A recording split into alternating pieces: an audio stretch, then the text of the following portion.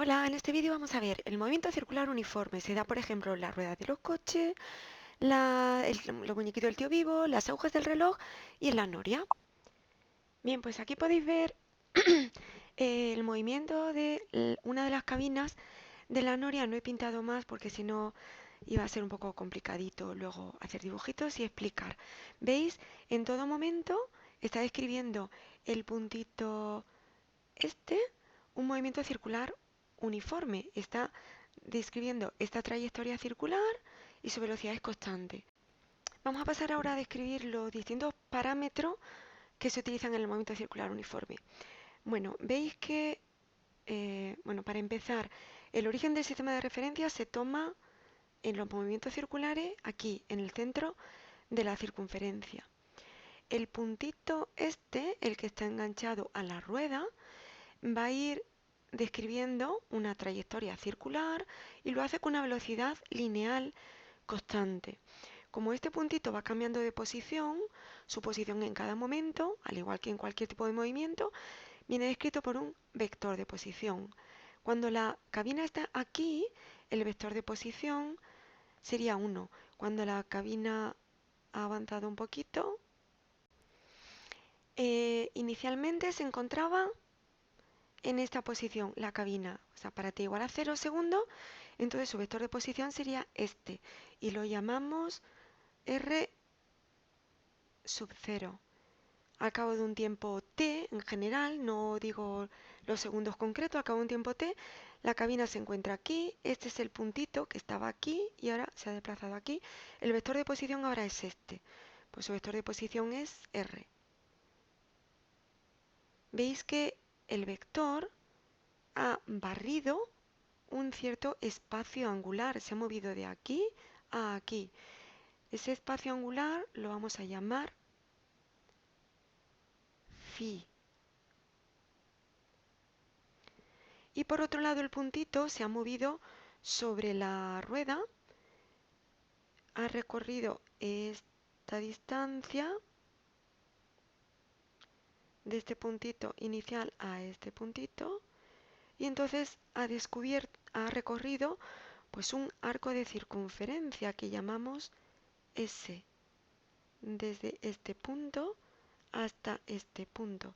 Y existe una relación entre esas variables. El arco de circunferencia es igual a el ángulo por el radio.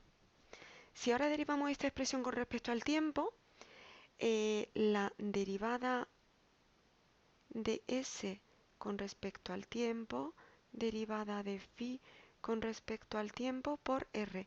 R es una constante y no tiene, o sea, no se deriva. Derivada de S con respecto al tiempo, lo que cambia el espacio lineal recorrido por ese puntito en el transcurso del tiempo, eso se llama velocidad lineal. Lo que cambia el ángulo barrido por el vector de posición en el transcurso del tiempo, eso se llama velocidad angular y se representa con la letra W por R. Ya tenemos una de las formulitas fundamentales de este tipo de movimiento. V igual a W por R. V, bueno, las unidades SI de esta variable son la de V, pues metro por segundo, ya la conocemos, y la de la velocidad angular, radianes por segundo. Normalmente, hasta este momento, hasta que vemos el movimiento circular uniforme, los ángulos los soléis trabajar en grados, pero en el sistema internacional se trabaja con radianes. ¿Y cuál es la equivalencia entre una y otra? Pues 360 grados equivalen a 2pi radianes. Es decir, cuando el vector de posición este describe, o sea, cuando la cabina esta se mueve desde aquí hasta llegar hasta el mismo punto, el vector de posición ha barrido un ángulo de 360 grados. Esos son 2pi radianes. Teniendo en cuenta, esto lo vamos a tener que tener en cuenta a la hora de utilizar factores de conversión. Vamos a ver ahora cómo se dibuja el vector velocidad lineal en distintos momentos. Dejo avanzar un poquito la cabina. Ahí, por ejemplo, siempre el vector velocidad lineal tiene como dirección la tangente a la trayectoria en cada punto. Es decir, si se encuentra en este punto, aquí, en esta posición, la velocidad lineal se representa así. Tangente a la trayectoria y sentido el del movimiento, el de avance, V. En otro momento en el que se encuentra aquí, pues sería, bueno, vamos a dejarla avanzar un poquitito más.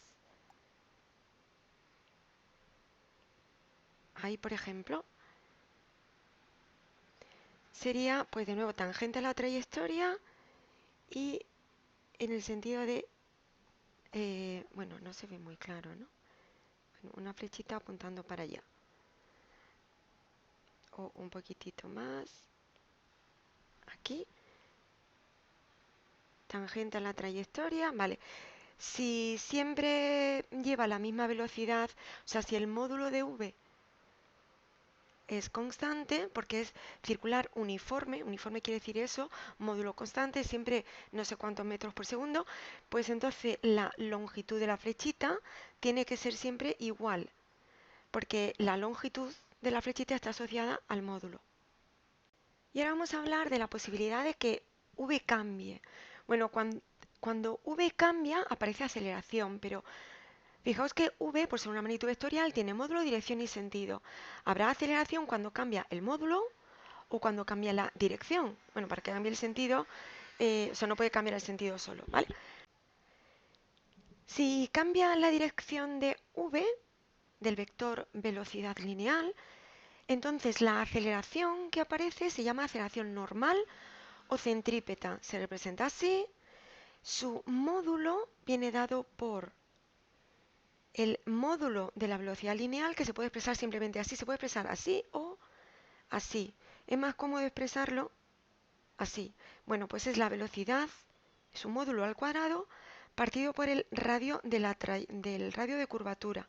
Lo represento en general con una R mayúscula. Y la dirección, pues por eso se llama aceleración normal o centrípeta, porque tiene dirección la del radio de la trayectoria. Y el sentido, que lo voy a poner, aquí lo he escrito de nuevo, tenemos, si cambia la dirección de V, veis que en el movimiento circular está continuamente cambiando la dirección de V. Cuando la de esta está aquí, pues ahora la dirección de V es esta. Cuando avanza un poquitito más, bueno, voy a dejarlo aquí, ¿vale? En un movimiento circular, como el vector V siempre es tangente a la trayectoria, en el punto en el que se encuentra la partícula, pues está continuamente cambiando de dirección. ¿Veis? Este vector tiene distinta dirección a esta y a esta. Entonces, siempre que cambia la dirección de V, el tipo de aceleración que aparece se llama aceleración normal. En el movimiento circular, como está continuamente cambiando la dirección, pues siempre hay aceleración normal. ¿Cuál es su módulo? La velocidad, el módulo al cuadrado partido por el radio. Dirección de esta aceleración, la del radio de la trayectoria. Sentido hacia el centro. Como V en un movimiento circular uniforme siempre vale lo mismo, el módulo, y R, pues claro, también quiere decir que el módulo de aceleración normal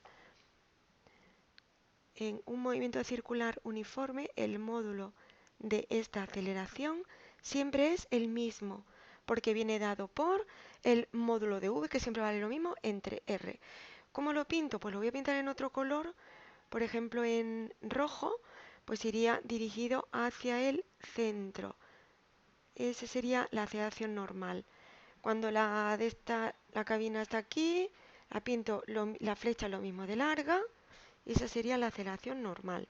En cada momento siempre para allá, ¿vale? Y hacia el centro. El otro tipo de aceleración que puede haber en un movimiento es la aceleración tangencial. Esta aparece cuando cambia la otra propiedad del vector velocidad lineal, que es el módulo. La aceleración tangencial tiene como módulo el cambio del módulo de v con el tiempo. La dirección es tangente a la trayectoria, el sentido el del movimiento. En un movimiento circular uniforme, pues no hay aceleración tangencial, ya que viene dada por el cambio de v con el tiempo y como el módulo de v es constante, pues no cambia con el tiempo. Y vamos a por dos parámetros más que caracterizan este tipo de movimiento. El movimiento circular uniforme. Uno es el período, que se representa con la letra T, y como es tiempo, pues la unidad SI será segundo. Bien, el periodo es el tiempo que tarda en dar una vuelta, el puntito que describe el movimiento circular uniforme. Es decir, si empezamos ahora a contar el tiempo, pues va dando una vuelta, pues tendríamos que contar el tiempo que ha tardado en volver a su posición inicial, que es una vuelta. Ese sería el periodo del movimiento, hasta ahí. El otro concepto relacionado es el de frecuencia. La frecuencia que se representa con esa letra un poquito rarita, que es como una V a la que le ha dado el viento y se le ha deformado este rabito, ¿no? Pues su unidad en el sistema internacional es 1 partido por segundo, es decir, segundo a la menos 1. Y es el número de vueltas que da en un segundo. Y dado cómo están definidas periodo y frecuencia, es bastante fácil entender que la frecuencia es la inversa del periodo. Veamos la relación que existe entre la velocidad angular, el periodo y la frecuencia. La velocidad angular era el espacio angular que barre el vector de posición en la unidad de tiempo. Recordemos que era, pues inicialmente se encuentra aquí la cabina, este es su vector de posición, y ahora cuando pasa un tiempecito, por ejemplo ahí, su vector de posición ahora es este, R, y entonces ha barrido un cierto ángulo, un cierto espacio angular en ese tiempo. Cuando la cabina da una vuelta, el vector de posición ha barrido todo el círculo entero. Por lo tanto, habría pasado de esta posición a... Vamos a mover... Cuando gira toda una vuelta, ha barrido 360 grados, ¿no? El ángulo barrido en una vuelta son 360 grados, pero en radianes son 2pi radianes. En una vuelta, 2pi radianes. Así que, retomando la definición de velocidad angular, si entendemos esta relación, que la velocidad angular es el espacio angular barrido en una vuelta, bueno, que se puede expresar así, por el número de vueltas que da en un segundo, lo expresamos así, total, que entonces cogemos esto, espacio angular barrido en una vuelta. Cuando da una vuelta hemos visto que serían 2pi radianes. 2pi radianes es lo que barre el vector de posición en una vuelta por... ¿Cuántas vueltas da en un segundo? Pues no, no son las vueltas por cada segundo. Fijaos, vuelta se va con vuelta y entonces quedan 2pi por nu y se mide en radianes por segundo. 2pi nu. Dada la relación que existe entre frecuencia y periodo, esto lo podemos expresar también así. ¿Ok? Y la unidad SI es radianes por segundo. Antes de pasar a escribir todas las fórmulas seguidas, os quiero contar cómo se pasa de revoluciones por minuto a radianes por segundo, porque normalmente los problemas nos lo dan en revoluciones por minuto. Si me dicen, bueno, lo voy a escribir en negro para que se vea mejor, que tal movimiento circular uniforme se desarrolla a 20 RPM. Son 20, eso quiere decir que da 20 vueltas en un minuto. Bueno, pues tendríamos que hacer dos cambios de unidades porque tenemos que pasar de vueltas a radianes y de minutos a segundos. Pues decimos, esto es vueltas por minuto por algo que vale 1. Hay que multiplicar por dos factores de conversión, ¿vale? Este para pasar de vuelta o revolución a radián y este otro para pasar de minuto a segundo. Para pasar de vuelta a radián Si vuelta está en el numerador, lo tengo que escribir en el denominador, vuelta.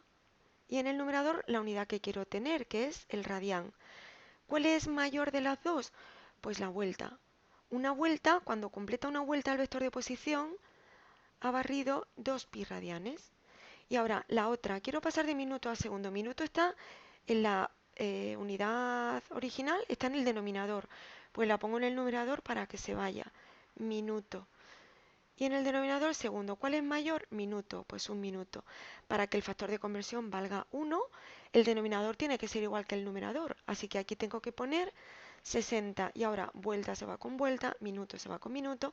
Y queda pues 20 por 2 pi entre 60 radianes por segundo. Y queda 2 tercios de pi radianes por segundo. 2 tercios de pi radianes segundo a la -1. Y aquí finalmente tenéis un resumencito de todo. Podéis parar el vídeo y tomar nota si os faltaba alguna formulita. Bueno, pues espero que se haya entendido el movimiento circular uniforme. Adiós.